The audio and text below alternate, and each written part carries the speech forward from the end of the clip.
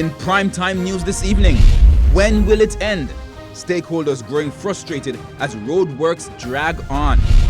Youth in crisis. Prime Minister confident of a fix amidst worrying behavior among our youth. And taking sides, National Security Minister blasts Indicom amid complaints from Police Federation.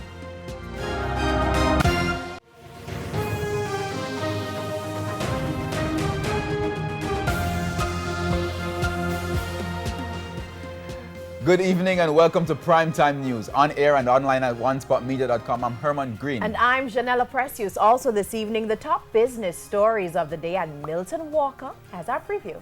Yes, Janella, opposition senator wants a comprehensive review of the country's tax system. We'll have that in the financial week. All right, thanks, Milton. From Milton, we go to Jordan for what's coming up in sports. Jordan? Well, Herman, I can tell you that the most honorable St. Catherine High, well, the St. John's Road-based school, took their first ever Walker Cup title today after beating Excelsior. And one very special guest was quite happy to see it. I'll tell you more in Primetime Sports Friday. By the way, Jamaica College, they're taking on St. Andrew Technical High School, currently in the Manning Cup final, right at the National Stadium as well, and that match is on TVJ Sports Network.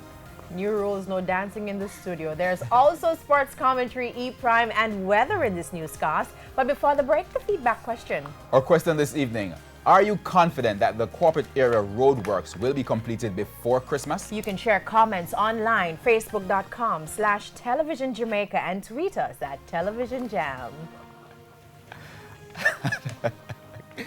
Primetime News will return right after this break. No chief.